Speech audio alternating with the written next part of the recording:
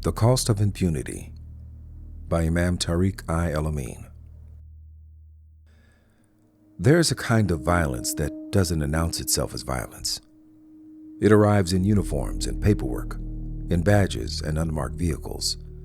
It insists that it's order, that it's law, that it's necessary. And because it's authorized, it demands that we suspend our moral instincts long enough for it to do its work. What we're witnessing right now with ICE isn't simply immigration enforcement. It's the normalization of terror, exercised with impunity. Masked agents, public manhandling, families separated in the open. No accountability, no consequence, no concern for dignity, age, gender, or humanity. This moment deserves more than outrage. It deserves examination. Because unaccountable power doesn't only traumatize the people on the receiving end, it also corrodes the souls, relationships, and moral imagination of those who are authorized to wield it. Protection and its denial. Recently, after Fajr prayer, that's our morning prayer, a group of us had a serious conversation about safety. Not abstract safety, but the very human question of what it means to provide and defend safety for one's family, beginning with one's wife. For Black men, that question can't be separated from history. The ability to protect our families has never been guaranteed. In many cases, it has been explicitly denied. When Black men have attempted to assert protection in public spaces, many have paid with their lives. The message has been consistent. You may labor, you may comply, but you may not shield. That kind of historical conditioning doesn't disappear just because time passes. It leaves marks. When the inability to protect goes unnamed, it doesn't evaporate, it turns inward. Shame settles into the body. Pain looks for somewhere to go. In relationships, that tension doesn't stay abstract. It shows up as frustration, as strain, as unmet expectations around protection, provision, and presence. It complicates intimacy and reshapes how people see themselves and one another. Naming that history matters, not to excuse harm, but to understand the pressures that unresolved powerlessness places on identity and relationships alike. When the loss of protection spreads. I recently saw a clip circulating online, a woman being manhandled by ICE agents. It wasn't clear where it took place or even who she was. What was clear was the force being used against her. Suddenly, a man entered the frame, presumably her husband. Instinctively, he rushes in, trying to pull the agents off of her. Their response to his act of valor was immediate, brutal. The agents turned on him. What struck me wasn't simply the violence, it was the familiarity of the scene. This wasn't new for Black communities. It wasn't new for indigenous communities. This wasn't new for immigrant communities. What was new was who appeared shocked by it.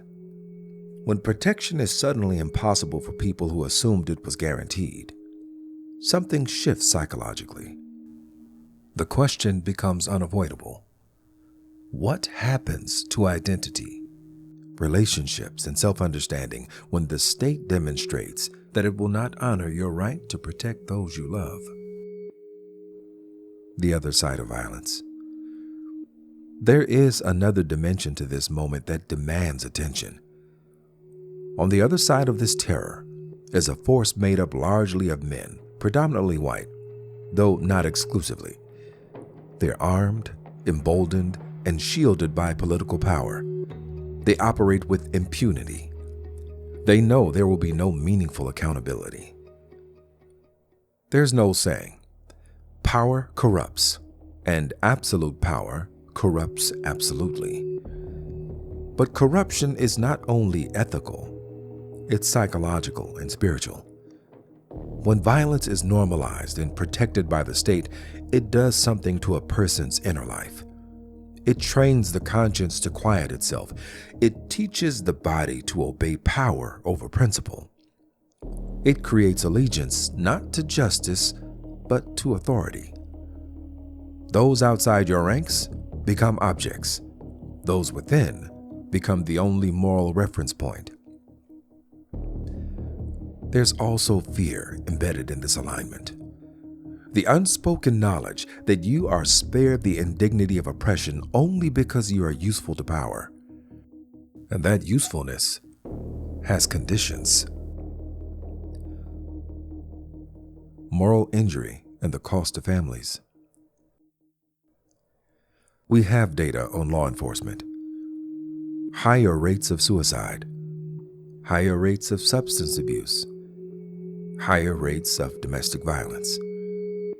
We have reports from military context as well, including among Israeli Defense Forces veterans, of psychological collapse, moral injury, and suicide following service connected to prolonged exposure to oppression and violence.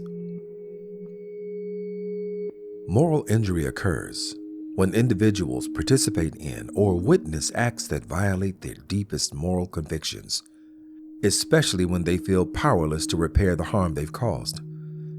It's not trauma from fear alone. It's trauma from guilt, remorse, and unresolved responsibility.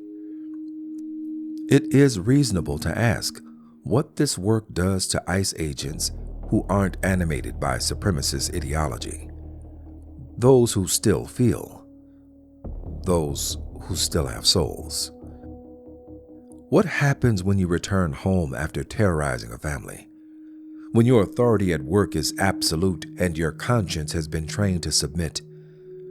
What happens to those marriages in that environment? What happens to intimacy, to tenderness, to children who learn what power looks like by watching how it's carried at home? Unjust power doesn't remain neatly contained in the workplace. It travels. It settles. It reshapes relationships. Power punishes its servants. We often speak as if power only harms those beneath it. That's a mistake. Unjust power punishes those who wield it as well. It hollows out empathy. It narrows moral vision. It trains people to mistake domination for order. From a spiritual perspective, this is not accidental. Authority divorced from mercy becomes corruption. Strength unmoored from accountability becomes cruelty. Power, exercised without restraint, ultimately consumes the one who holds it. This isn't a political issue. It's a human one. It's about what kind of people we're becoming under the conditions we're normalizing. It's about whether we recognize that violence, once authorized, rarely limits itself to its intended targets. Paying attention. History teaches us that systems built on terror don't remain stable. They spread, they escalate, and they leave damage everywhere they pass. The question before us isn't only whether we oppose what ICE is doing, it's whether we understand what this moment is producing psychologically, socially, and spiritually. Whether we recognize the patterns being set, whether we're willing to name the cost of impunity, not just for the oppressed, but for the enforcers, their families, and the society that authorizes them. Power always has a price. The only question is, who pays it, and how long we pretend otherwise.